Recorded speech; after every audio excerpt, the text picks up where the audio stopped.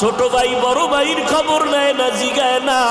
কিন্তু যদি বড় ভাই হঠাৎ রাত্র কাঁচা ঘুমের মধ্যে কেউ টেলিফোন করে, তোমার বাইরে চৌরাস্তা আটকাইছে, বড় ভাই ঘুম বাদ দিয়া মঞ্জুরে একটা দৌড় দেয়।